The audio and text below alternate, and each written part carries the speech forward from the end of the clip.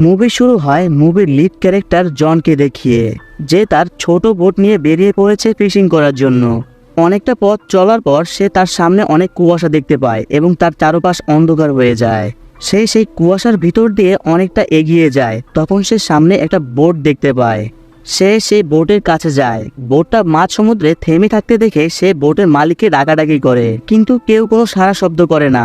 সে ভাবে বোটের ভিতরে হয়তো কেউ আছে, বিপদে পড়েছে এবং বোটটা এখানে দাঁড়িয়ে আছে, তাকে সাহায্য করতে হবে। এই জন্য সে সাহায্যের উদ্দেশ্যে সেই বোটে উঠে পড়ে আর তার ছোট বোটটাকে বড় বোটের সাথে বেঁধে রাখে। ভিতরে যাওয়ার পর সে সবকিছুই নর্মাল দেখে। ভিতরে কিছু খাবার রাখা ছিল, সেটা দেখে তার মনে হয় সেটা হয়তোবা কিছুক্ষণ আগে কেউ খেয়েছে, অর্থাৎ তার মনে হয় বোটটা এখানে অল্প কিছুক্ষণই আটকে আছে। সে ভিতরে লোকজনকে খোঁজাখুঁজি করে কিন্তু সেখানে কাউকে পায় না। এমনকি সে বোটটা স্টার্ট করারও চেষ্টা করে কিন্তু সে ব্যর্থ হয়। এরপর সে বোটের উপরে গিয়ে দূরবীন দিয়ে সে কুয়াশা ঘেরা জায়গায় এদিকে ওদিকে দেখতে থাকে কাউকে দেখা যায় কিনা, কিন্তু সে সেখানে কাউকেই দেখতে পায় না। এমনকি সে বোর্ডের রেডিও দিয়ে বার্তা পাঠানোর চেষ্টা করে যে এখানে একটা বোট আটকে পড়েছে, এর মালিক এখানে নেই, কেউ পারলে সাহায্য করুন, কিন্তু কোনো ফিডব্যাক সে পায় না। যাই হোক, সে অনেকক্ষণ বোটটাকে তদন্ত করে কিন্তু সেখানে কাউকেই দেখতে পায় না এবং কোনো ইনফরমেশনও পায় না। সে আবারও বোটের উপরে আসে, তখনই তার একদম মাথা ঘুরে যায়, কারণ বোটের সাথে বাঁধা তার ছোট বোটটা সে সেখানে দেখতে পায় না। সে তো তার ছোট বোটটাকে বড় বোটের সাথে বেঁধে রেখেছিল, আর যেহেতু এই বোটে কেউ নেই তাহলে তার বোটটা কোথায় যাবে, কেই বা তার বোটটাকে নিয়ে যাবে। একে তো এই বড় বোটটা চলছে না, দ্বিতীয়ত তার ছোট বোটটাও এখানে নেই, অর্থাৎ সে এই বোটে আটকে পড়েছে। এভাবেই বেশ অনেকক্ষণ কেটে যায় এবং চারপাশ থেকে কুয়াশাও সরে যায়। জন ম্যাপ দেখে তার এক্সাক্ট লোকেশনটা জানতে চায়, অ্যাকচুয়ালি সে কোথায় আছে, কিন্তু চারপাশে তো পানি, ম্যাপ দেখেই বা কি হবে। সেখানে কম্পাসও কাজ করছিল না। যেহেতু জন এখানে ফেসে গিয়েছিল, এই জন্য সে বোট স্টার্ট দেওয়ার চেষ্টা করে। সে ইঞ্জিন রুমে যায়, যখনই সে ইঞ্জিন টাচ করে অদ্ভুতভাবে মেশিনটা চালু হয়ে যায় আর বোট চলতে শুরু করে। যাই হোক, বোট তো চালুই হয়ে গেল, এখন সে এখান থেকে বেরোতে পারবে। মাথা থেকে একটা চিন্তা গেল, তবুও সে আবার কন্ট্রোল রুমে যোগাযোগ করতে চায়, কিন্তু এবারও সে কোনোভাবে যোগাযোগ করতে পারে না। বোট কন্ট্রোল করার জন্য জন আবারও উপরে আসে। এর মাঝে জনের প্রকৃতির ডাকে সাড়া দেওয়ার প্রয়োজন ছিল। জন নিচে আর ওয়াশরুমে যায় না। সে যেহেতু সমুদ্রের উপরেই আছে, এখানেই সে তার দমকল ছেড়ে দিতে চায়। যখনই সে তার দমকল ছাড়তে নেয় তখনই বোট অনেক জোরে ঝাঁকি খায় আর জন সমুদ্রে পড়ে যেতে নেয়, কিন্তু সে কোনোভাবে রেলিং ধরে হাঁপুড় খেয়ে উপরে চলে আসে। এই যাত্রা তো সে কোনোভাবে নিচে পড়ার থেকে বেঁচে গেছে, কিন্তু জন আর এই রিস্ক নেক্সট টাইম নিতে চায় না। এই জন্য সে নিচে ওয়াশরুমে যায় আর প্রকৃতির ডাকে সাড়া দেয়। যখনই সে ওয়াশরুম থেকে বেরোতে নেয় সে দেখে ওয়াশরুমের ডোর বন্ধ হয়ে গেছে। একটা বিপদ যেতে না যেতেই আরেকটা বিপদ এসে হাজির। যাই হোক, সে ডোরটা খোলার অনেক চেষ্টা করে কিন্তু তার সব চেষ্টাই বিফল হয়। সে ওয়াশরুম থেকে বের হওয়ার আপ্রাণ চেষ্টা করে কিন্তু তার সব চেষ্টাই একদম তুচ্ছ। তখনই সে বাইরে থেকে রেডিওর আওয়াজ শুনতে পায়, হয়তোবা তার সাথে কেউ যোগাযোগ করতে চায়, কিন্তু সে কোনোভাবেই এখান থেকে বেরোতে পারছে না।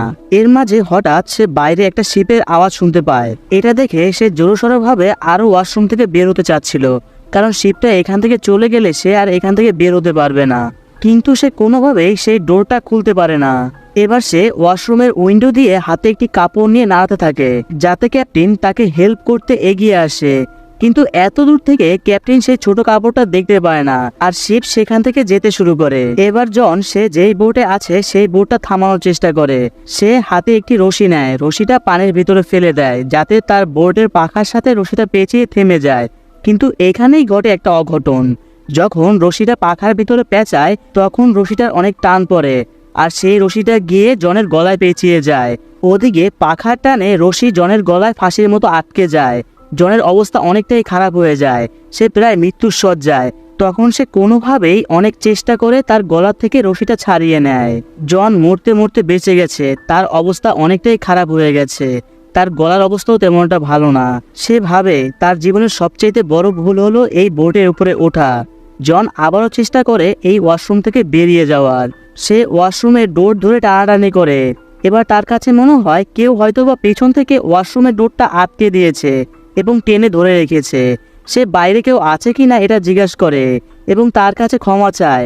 সে এখানে ভুল করে চলে এসেছে, তাকে যেন যেতে দেওয়া হয়, কিন্তু বাইরে থেকে কোনো রেসপন্স আসছিল না। এবার জন কান্না করে কাকুতি মিনতি করতে থাকে তাকে যেন ছেড়ে দেওয়া হয়, তবুও বাইরে থেকে কোনো রেসপন্স আসছিল না। এদিকে জন অনেকক্ষণ আটকে থেকে পানির পিপাসায় ভুগছিল। সে ওয়াশরুমের শাওয়ার থেকে পানি খায়। এভাবে কতক্ষণ সে আর এখানে আটকে থাকবে। এদিকে বোট নিজের গতিতে কোথায় যাচ্ছে জন নিজেও জানে না। এভাবেই চলতে চলতে রাত হয়ে যায়। তখনই সমুদ্রে বিশাল বড় ঝড় আসে। ঝড়ে বোটটা একদম লন্ডভন্ড হয়ে যায়, অনেক জায়গায় ভেঙে চুরেও যায়, যার ফলে বোটের ভিতরে পানি ঢুকতে শুরু করে। ঝড় থেমে গেলে দেখা যায় পানি বোটের ভিতরে ঢুকে জনের একদম গলা সমান হয়ে গেছে। তার অবস্থা অনেকটাই খারাপ হয়ে গেছে। জন কোনোভাবে এই বোট থেকে বের হতে চাচ্ছিল। সে শেষ চেষ্টা হিসাবে এখান থেকে বের হওয়ার আরেকবার ট্রাই করে। এবার যখন সে গেটটা খুলতে যায় তখন সে দেখতে পায় গেট তো আগে থেকেই খোলা আছে। সে এটা দেখে অবাক হয়ে যায়, তাহলে এতক্ষণ গেটটা কেন আটকে ছিল? যাই হোক, সে গেট থেকে বের হয়ে বোটের উপরে চলে আসে। জন কোনোভাবে সেই ওয়াশরুম থেকে বেরিয়ে গেছে। সে এবার আর এই বোটে থাকতে চায় না। এই জন্য সে এয়ার ব্যাগ আর ডোর দিয়ে একটা ছোট নৌকা বানায়। সে নৌকাটা এতই ছোট বানায় সেটা এই সমুদ্রে সার্ভাইভ করতে পারবে না। এজন্য সে তার নৌকাটা সে বোটের সাথে বেঁধে দেয়। যেহেতু বোটটা এখনো চলমান, এজন্য সে বোটটার পিছু পিছু যেতে চায়, কারণ বোটের ভিতর অনেক পানি ঢুকে গেছে। যে কোনো সময় এই বোটটা ডুবে যেতে পারে। এই জন্য সে সাপোর্টার হিসেবে ছোট একটি বোটও বানিয়ে নিয়েছে। কিন্তু যখন জন সেই বড় বোট থেকে তার ছোট নৌকায় ওঠে তখনই বড় বোটটা চলা বন্ধ করে দেয়। একদম স্থির হয়ে যায়, যেন সেটাকে কেউ বন্ধ করে দিয়েছে। এভাবে সে অনেকক্ষণ ওয়েট করে কখন সে বোটটা চলবে আর কখন সে এখান থেকে বেরোতে পারবে। কিন্তু একটা সময় তার ধৈর্যের বাঁধ ভেঙে যায়। সে বুঝে যায় তার ছোট নৌকা দিয়ে সে এখান থেকে বের হতে পারবে না। সে যদি এখান থেকে বের হতে চায় তাহলে এই বড় বোট দিয়ে এখান থেকে বের হতে হবে। এই জন্য সে সিদ্ধান্ত নেয় সে এই বড় বোটটা নিয়ে এখান থেকে বের হবে। যেমন ভাবনা তেমন কাজ, সে আবারও বড় বোটটায় ফিরে আসে আর বোটের ভিতরে জমা পানি সব সে মোটরের মাধ্যমে সেচে নেয়। আর বোটের ভিতরে ঝড়ের পর যত প্রবলেম ছিল সবগুলো সে সমাধান করে এবং ফাটা জায়গাগুলো সে ভালোভাবে জোড়া লাগিয়ে নেয়, যাতে সেখান থেকে আর পানি না ঢুকে। সবকিছু করার পর জন আবারও সেই রেডিওর মাধ্যমে যোগাযোগ করার চেষ্টা করে, কিন্তু এবারও ব্যর্থ হয়। তাকে কেউ কোনো রেসপন্স করে না। এদিকে বোটও থেমে আছে। সে কিভাবে এখান থেকে বের হবে? সে আবারও ম্যাপ দেখতে শুরু করে কিভাবে এখান থেকে বের হনো যায়। সে বোটও স্টার্ট করতে চায়, কিন্তু বোট স্টার্ট করতে পারে না। তখনই সে দেখতে পায় দূরে আরেকটা ছোট জাহাজ আসছে। তখন সে তার ছোট নৌকা দিয়ে সে জাহাজের কাছে যেতে চায়। কিছুটা দূরে সে তড়িঘড়ি করে যাওয়ার পর দেখতে পায় যেই বোটটা এতক্ষণ বন্ধ ছিল সেই বোটটা চলতে শুরু করেছে। জন আরো দ্রুত তার নৌকা বাইতে শুরু করে, কিন্তু বোটটাও দ্রুত তার পিছনে আসছিল। একটা সময় বড় বোটটা জনকে ধাক্কা দিতেই যাবে, তখন জন পানিতে লাফ দেয় আর তার জান বাঁচায়। কিন্তু ততক্ষণে সেখান থেকে সেই ছোট শিপটাও চলে যায়। এবার জন বোটটাকে ভয় পেতে শুরু করে। আসলে বোটটা তার কাছ থেকে কি চায় আর বোটটাকে কেই বা কন্ট্রোল করছে? তার পিছনে কি কোনো শত্রু লেগে আছে, নাকি বোটটা কোনো ভৌতিক?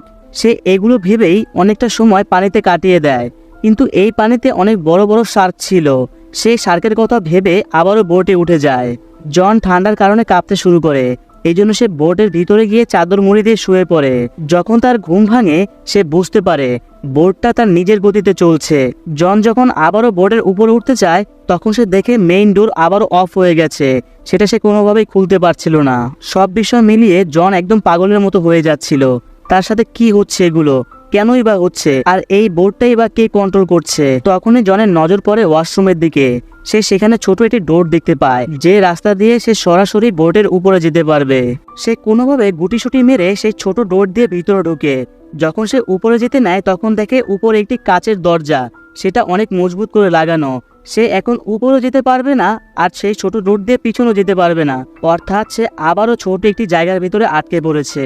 অন্যদিকে বোটটা অনেক স্পিডে নিজের গতিতে চলছে আর জন বোটের ঝাঁকিতে সে ছোট জায়গার ভিতরে মাথায় হাতে ব্যথা পেতে শুরু করে।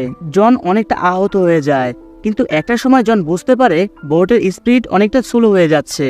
এবার জন সেই ছোট ডোরটা থেকে কোনোভাবে বেরিয়ে আসে। এখন যেন তার কাছে রাস্তাগুলো একদম সহজ হয়ে গেছে। সব দরজা নিজে নিজে খুলে যায় আর জন দ্রুত বোটের উপরে চলে আসে। তখন সে দেখতে পায় বোটটা তার শহরে এসে থেমেছে। জন এটা দেখে যতটা স্বস্তির নিঃশ্বাস পেয়েছে তার চেয়ে বেশি সে রেগেছিল। সে ভাবে তার সাথে কেউ ইচ্ছে করে এমন করেছে এবং রিমোট কন্ট্রোল দিয়ে পুরো বোটটা চালিয়েছে। এজন্য সে হাতে একটি রড নিয়ে তাকে খুঁজতে থাকে, কিন্তু সে সেখানে কাউকেই পায় না। এবার জন যেটা দেখে সেটা দেখে সে একদম হকচকিয়ে যায়, কারণ বোটটা জনকে কিনারায় রেখে আবারও নিজের গতিতে চলতে শুরু করে। এবার জন সেখানে তার বোটটাকেও দেখতে পায়, যেটাকে নিয়ে সে ফিশিং করতে গিয়েছিল। সবকিছুর মাঝে জনের মনে অনেক প্রশ্ন থেকে যায়। আসলে এই বড় বোটটা কেই কন্ট্রোল করলো? কেই বা তার সাথে এমন করলো? আর তার ছোট বোটটা কিভাবে কিনারায় আসলো? কেই বা আনলো। এই সাসপেন্সের সাথেই এখানে মুভিটার সমাপ্তি ঘটে। তো গাইস, এই ছিল দ্য বোট মুভির এক্সপ্লেনেশন। যদি ভিডিওটা ভালো লেগে থাকে তাহলে এটি লাইক করে দেবেন, আর আমাদের চ্যানেলে নতুন হয়ে থাকলে সাবস্ক্রাইব মাস্ট বি। ধন্যবাদ, সবাই ভালো থাকবেন। আল্লাহ হাফেজ।